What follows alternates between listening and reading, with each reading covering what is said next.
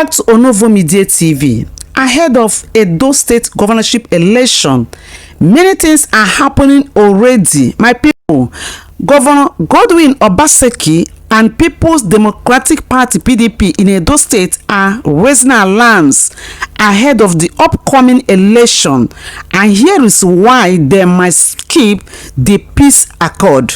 One of the reasons they might not sign that peace accord is because of Wike's influence. PDP alleged that close associates of FCT Minister Wike are now key players in Edo's election setup, leading to fear of compromised process. Another thing again is that the governor is accusing the IGP of arresting and detaining PDP members unfairly, with some being taken to Abuja without trial. So with all these grievances, Obaseki questioned how they can sign a peace deal in such a hostile environment. So my people, let's watch this video and see how this matter is treated on Arise TV morning show. Do not forget to like and share, and also share your opinion in the comment section. Edo State Governor Godwin Obaseki says his party will not sign the peace accord scheduled for Thursday in Benin. Obaseki hosted former head of state and chairman of the National Peace Committee Abdul Salami Abubakar in Benin City. Obaseki cited the continued arrest of members of the party by security operatives as a reason for not signing the accord. He's also asking that they redeploy the police commissioner in Edo State and the resident electoral commissioner who has been allegedly linked to the FCT minister Wike. Your Excellency, the purpose of the Peace Committee coming to Edo State is, I'm sure you must be aware, there is going to be a signing of peace accord between the gubernatorial candidates and the parties. That is to ensure that there is no mudslinging during the campaign, and then we accept the results as long as it is free and fair. And also, if there is any misgivings, the court should be there, but by time. We've had situations where, from the Inspector General's office, there are armed gangs of policemen who have come into Edo State to just invade, arrest, and take away PDP members. As we speak, there are about 10 in detention in Abuja without trial. And for me, my role as the chief security officer is being made nonsense of by the IG. Because the commission arrests, we heard somebody was arrested, the chairman was arrested. I called the commissioner. I said, please, I understand this has happened. Please look into it and let me know. He said, I'll come back to you, sir. And he just refused, he ignored me, didn't say anything. It was the next morning at 4 a.m. he moved that person to Abuja. And I said, speak the alphabet. So, sir, how can we sign a peace accord? Why should we? Because clearly what they're saying is it's going to be a very violent election.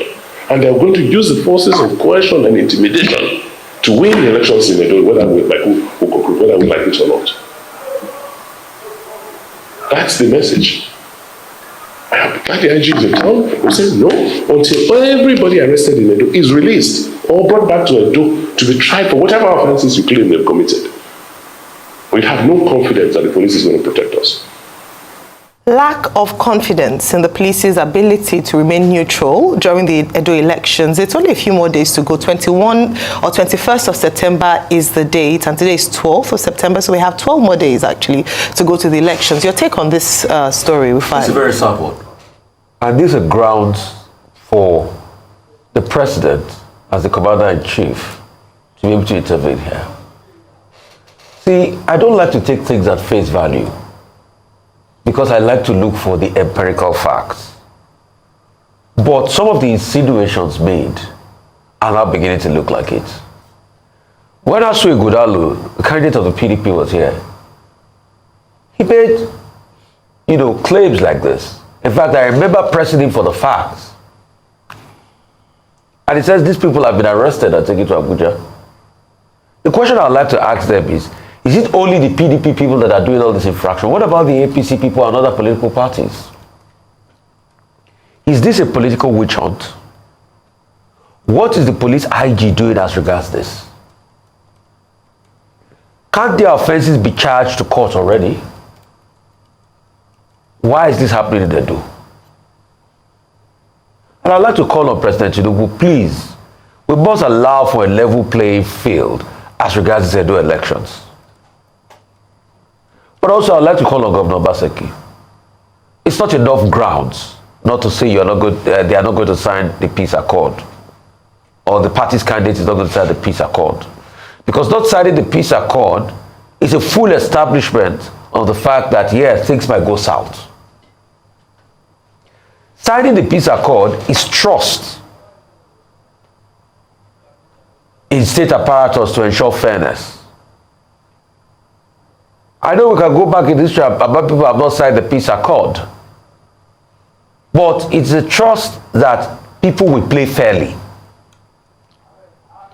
So you say you are not signing the peace accord, then you are not any different from those perpetrating all of this.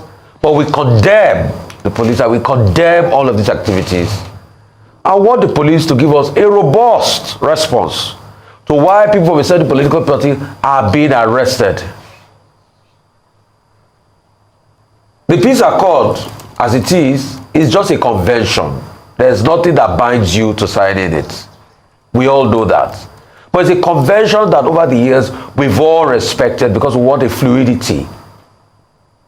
And we want some kind of concord in our electoral process. That's why we signed it. All right, Dr. Bati. Okay, the National Peace Committee, as it is known, is part of the legacy of General Abdulsalami Abubakar. The second major legacy of General Abdulsalami Abubakar was that he was the Nigerian head of state who presided over the transition from military rule to civilian rule in 1999, and he did that successfully. I recall that, when we were in government, I had to interface with that National Peace Committee for the 2015 general election. And I was on the phone with General Abdulsalami Abubakar and other members in that peace committee. And President Jonathan, took part in that exercise. Since then, there have been, of course, developments within the National Peace Committee, reminding people of the need for peace in elections at both the subnational level and also at the national level. And if you look at the profile of the members of that National Peace Committee, you have General Abdulsalami Abubakar as the leader. You have the likes of Alhaji Aliko Dangote, Femi Otedola is also a member of that committee. Dame Priscilla Kuye, was also named as a member.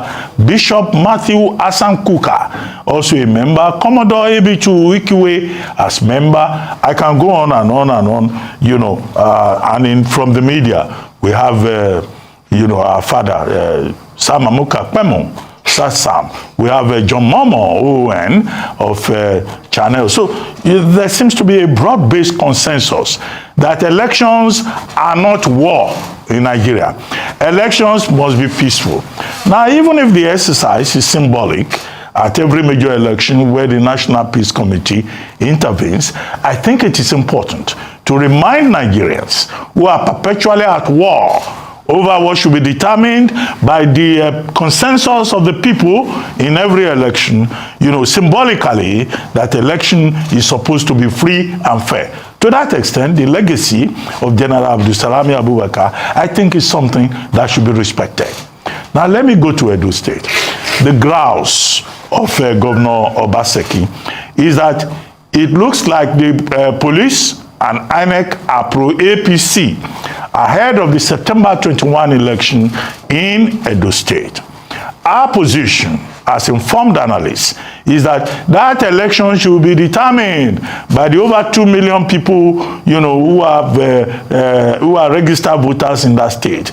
Those who have not collected their PVCs, INEC has given them an extension to collect it. It should not be determined by partisan persons who, as Godwin Obaseki pointed out, are trying to use federal might.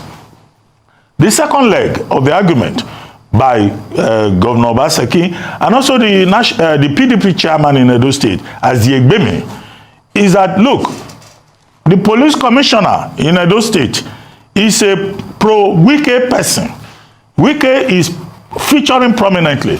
They say whether it's Wike's cousin that is either the police commissioner or the resident electoral commissioner. So the police commissioner, they say is pro-Wike. The resident electoral commissioner, they say is pro-Wike, you know, and that he had even served under Wike before. So you find a situation where Obaseki is afraid that you know, Minister Wike is going to interfere in the election in Edo State. And he says he has also seen evidence that there is interference. 90 political leaders in Edo State have been PDP leaders, have been arrested by the police. Another 10 PDP leaders have been detained in Abuja, including Collins Aigbogun, the local government chairman of Esam West. This is what, you know, the governor is saying, and on the basis of that, he's saying that they may not sign a peace accord because they believe that it has been compromised, the process has been compromised before the election. These are issues I think that the government should not take lightly, because ahead of the election, we are already being told that the election in Edo State will be compromised. However, it is important for Godwin Obaseki himself to realize that he's having served 2 terms as governor, he's now in the position of a statesman. He's the chief security officer of Edo State.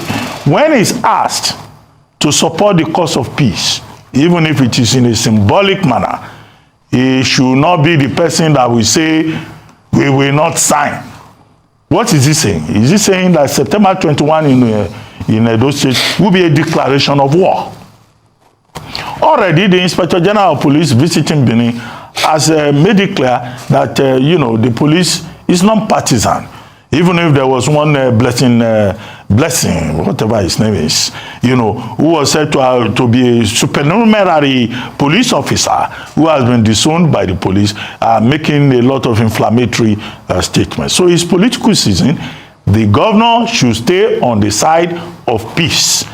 Even if he's going to sign that, he's going to ask his candidate or the candidate of his party to sign that document for symbolic reasons, I think Asue Ighodalo should be part of that peace accord signing ceremony today. In all of this, nobody is talking about the 2.8 million electorate in Edo State. What we hear is that 35 million policemen will be deployed. 8,000 additional security officers will be deployed. Total, 43,000. An election should not be war.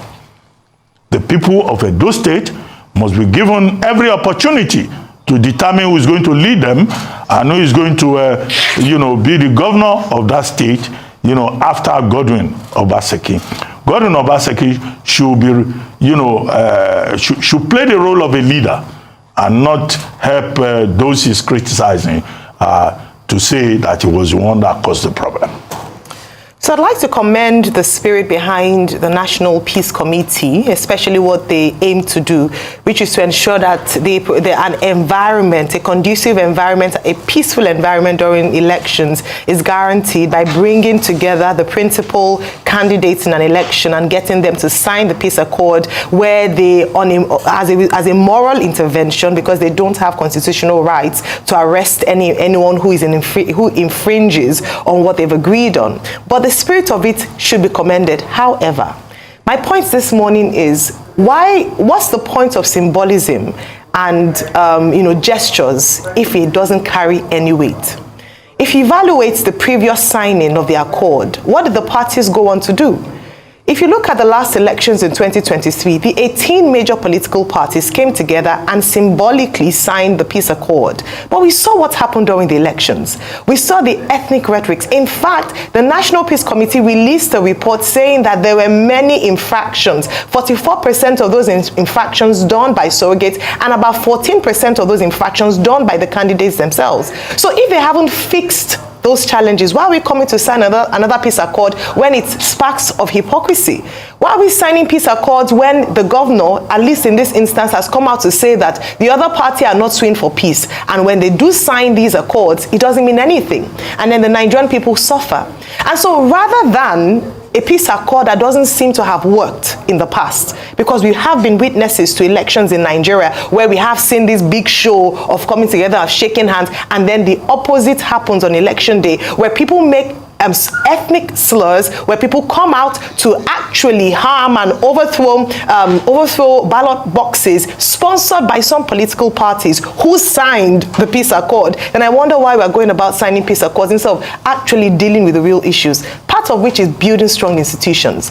In a case where we have accusations of the state that is meant to prosecute anyone who is, who goes against these accords or who acts criminally during elections, said to be or accused of being partisan or siding with a particular political party, that's a great concern. And that's what we should be looking at, rather than asking people to come out to sign peace accords. And that's why I can almost understand the sentiment of the governor of Edo State saying that there's no point signing a peace accord if we don't deal with the real issues. If they don't look at removing, or at least sending away the resident electoral commissioner in the state, saying that he has been compromised. If they don't look into his allegations of the commissioner of police, who they say has alignment with a certain individual who is seen to be with a particular political party. Until we are ready to have those conversations, let's do away with peace accords for now and stop being hypocritical about the process. Rather, let us fix the real problem so that we can have more credible, free, fair, and peaceful elections in Nigeria. Thanks for watching. Bye.